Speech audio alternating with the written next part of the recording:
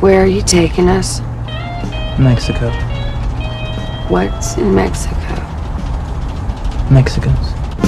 When two great filmmakers get together in a close collaboration, the results can either be very good or it can devolve into a too many cooks situation fast. Two of the great independent filmmakers of the 1990s indie wave, Quentin Tarantino and Robert Rodriguez, found a way to collaborate in a way that worked for both of them.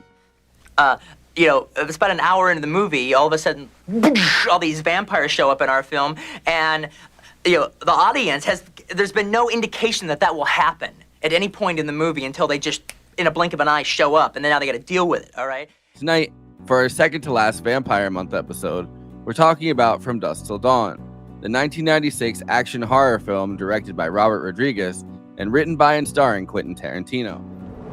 The only things that I care about are me, that son of a bitch back there in the back, and our money.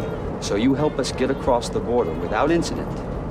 You stay with us through the night without trying anything funny, without trying to escape.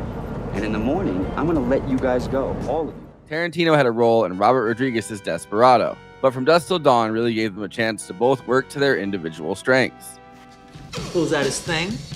He's looking at the glass, man. He's thinking about the glass. He's thinking about the glass. Glass. He's thinking about the glass. Glass. Thinking about his dick. Dick glass. Dick glass. Dick glass. Be the glass. Dick glass. Dick glass. Dick glass.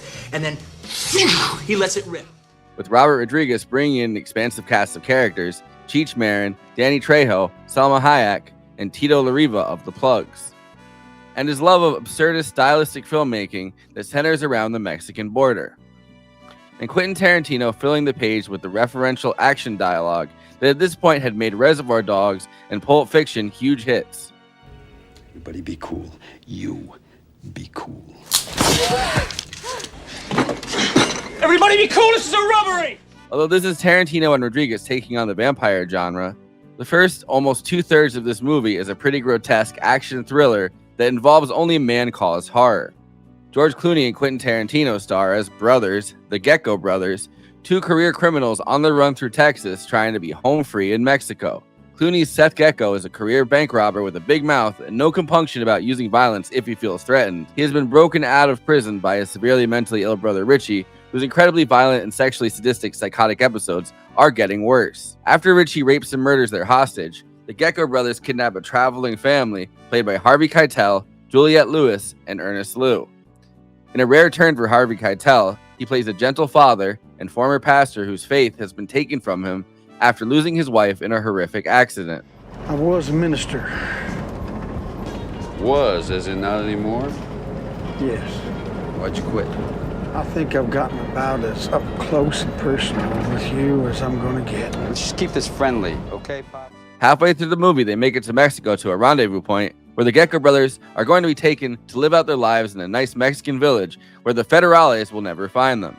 The rendezvous point, the Titty Twister, a trucker or biker saloon in the middle of nowhere, just happens to be a vampire bar. Alright, pussy, pussy, pussy, come on in, pussy lovers! The effects in From Dusk Till Dawn are done by horror greats. Tom Savini, the legendary prosthetics and makeup artist for George A. Romero, is one of the bar's patrons, Sex Machine, and Greg Nicotero, who go on to do Walking Dead amongst many, many other things, after being personally trained by Tom Savini in the craft on George A. Romero's movies. Robert Kurtzman, who actually came up with a treatment for From Dusk Till Dawn and hired Tarantino to write the script for $1,500 and a promise to do makeup for Reservoir Dogs. From Dusk Till Dawn was actually the first paid screenwriting gig Tarantino ever had, but it would not be filmed until 1995. By then, Tarantino was one of the biggest rising directors in Hollywood. And Howard Berger. The three of them ran a special effects company, K&B FX Group, which they had formed when they met working on Evil Dead 2 in 1986. They worked on all the vampire effects for the movie.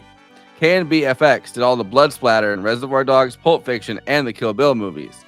During the filming of From Dusk Till Dawn, Tarantino and Rodriguez, along with their producer, Lawrence Bender, got into a prolonged dispute with the IATSE. They've got the whole Union Woody Guthrie thing on their side. where public opinion, switches to them. And they say, Quentin's making $2 million and this grip over here is saving money to buy a motorcycle. All right, who's wrong?